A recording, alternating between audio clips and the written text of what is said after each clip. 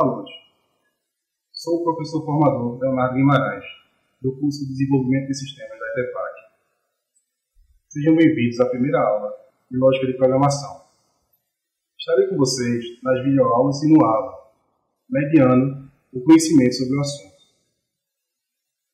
A lógica de programação trata da maneira como podemos construir programas de computador e algoritmos em geral.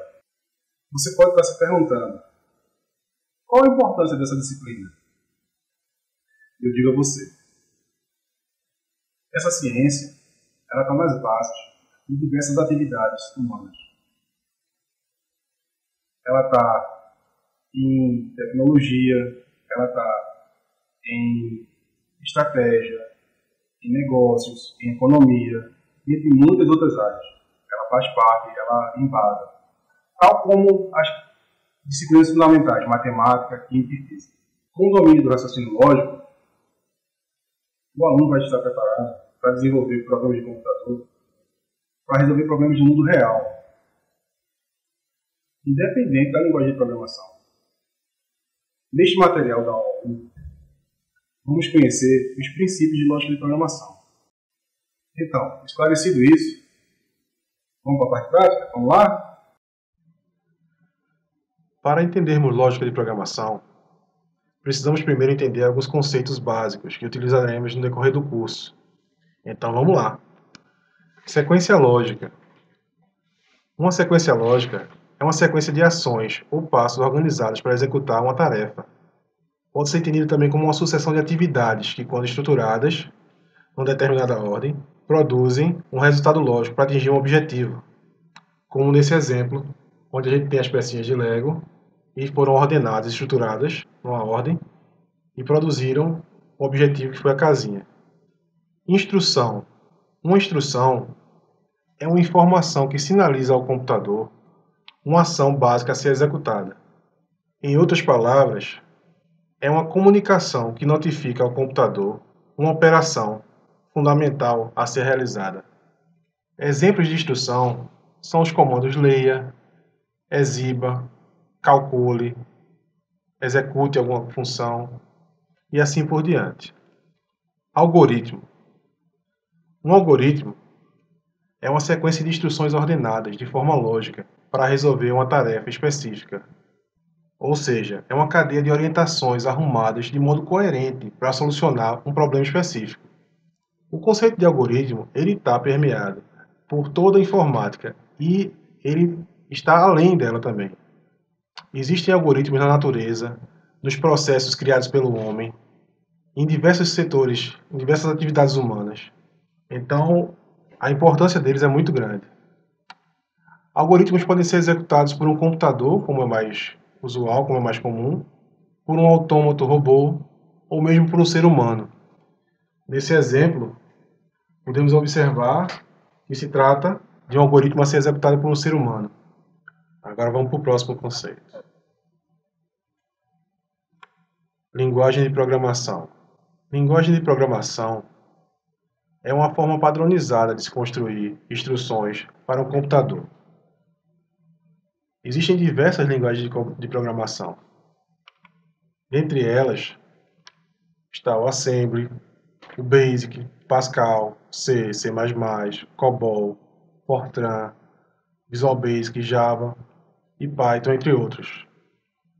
É através de uma linguagem de programação que o programador especifica precisamente sobre quais dados e instruções ele quer trabalhar, como esses dados serão armazenados, como serão transmitidos e quais instruções devem ser executadas diante de várias situações. Programa. Um programa é um algoritmo implementado através de uma linguagem de programação e que é interpretado e executado por uma máquina, em geral, um computador.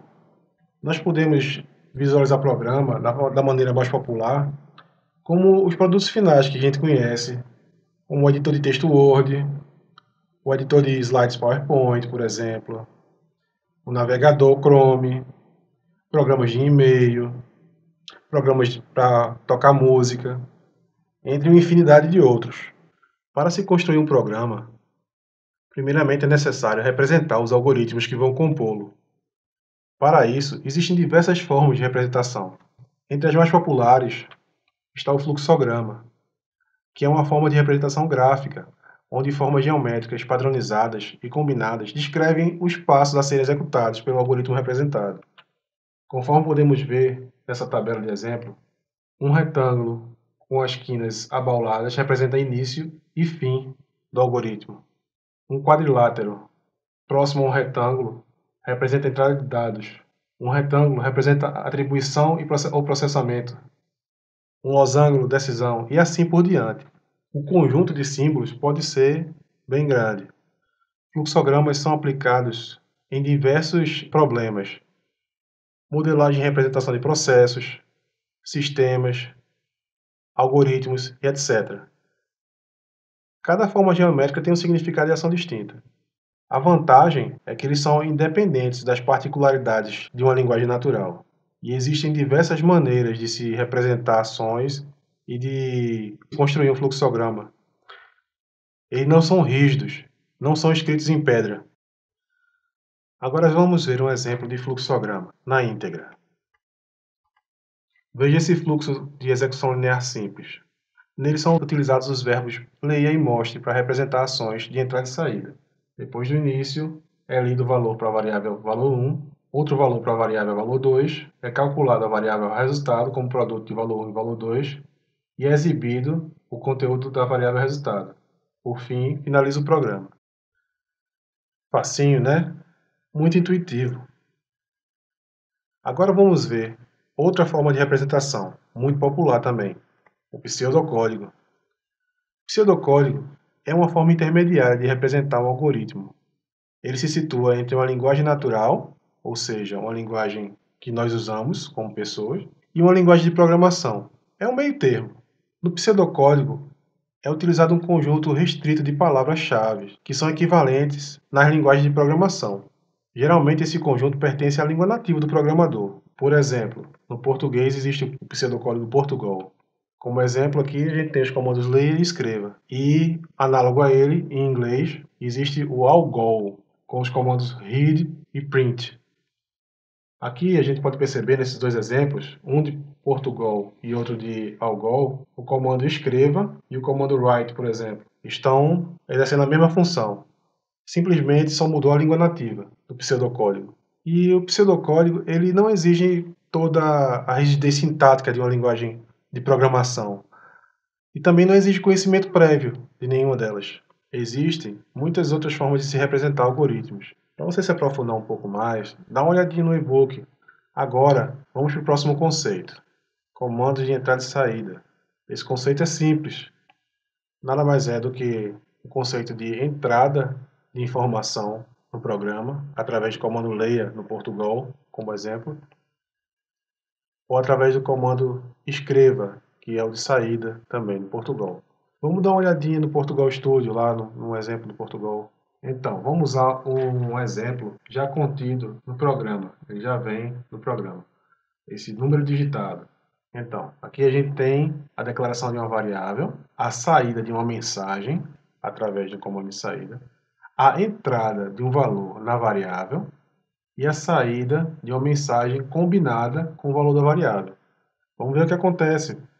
Fique atento à área do console, que é a área de saída dos programas do Portugal Studio. Vamos ver. Digite um número inteiro, exatamente a mensagem de saída. Vou digitar 7. Enter. O número digitado foi 7. Legal, né? Facinho. Vamos continuar então para o próximo conceito. Representação e armazenamento de dados. O armazenamento e a manipulação de dados em um programa de computador são representados por variáveis e constantes. Uma variável é um endereço na memória e também é conhecido como identificador.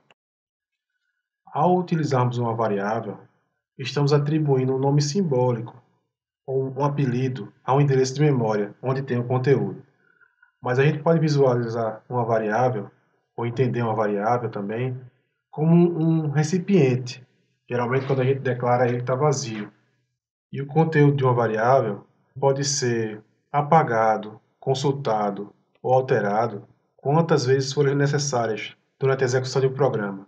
Porém, quando o conteúdo de uma variável é alterado, a informação anterior é perdida. Então, a última informação armazenada na variável é a que conta, sempre. Por exemplo, se a gente tirar esses chocolates aí dessa cesta e colocar outros lanches, o conteúdo atual é o que conta. Não tem mais chocolate nela. Já as constantes, como o nome já diz, têm um valor fixo, são imutáveis, são constantes, são congeladas, né? O valor é congelado, ele não muda. Então, ao longo do tempo, o que acontece? Nada. Constantes não mudam. Vamos dar uma olhada nos exemplos de código de variável e de constantes do Portugal Studio. Aqui, nesse exemplo, a gente tem a utilização de 3 variáveis declaradas aqui como do tipo real. Nas duas primeiras, elas são fornecidas pelo usuário. Em seguida, a terceira recebe a soma das outras duas e é exibida a mensagem com os valores de todas elas. Vamos ver o que acontece? Fique atento aqui no console, que é a saída do programa. Ele está solicitando um valor. 7. Enter. Ele está solicitando o valor da número 2. 3. Enter. A soma de 7 e 3 é 10. Muito simples, né? Muito intuitivo, né?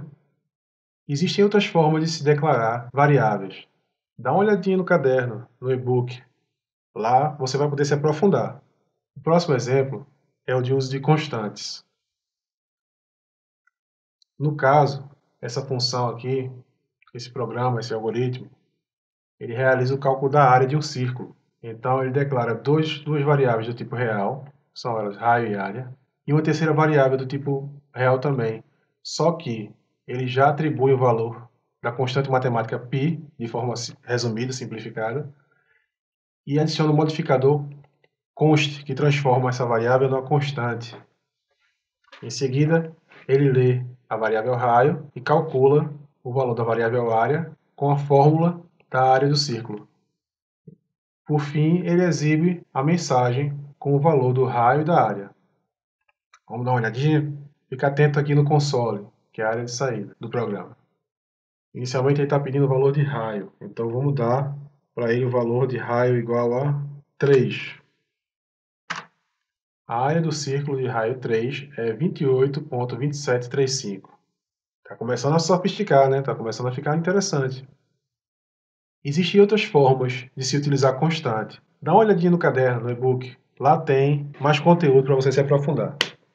O último conceito que nós vamos ver nessa competência é o de tipos de dados que variáveis e constantes podem assumir.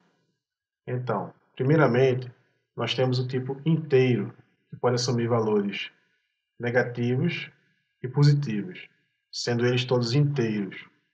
Em seguida, temos o tipo real, que são conjuntos de números que podem carregar, podem conter casas decimais, sendo separados por ponto no lugar de vírgula.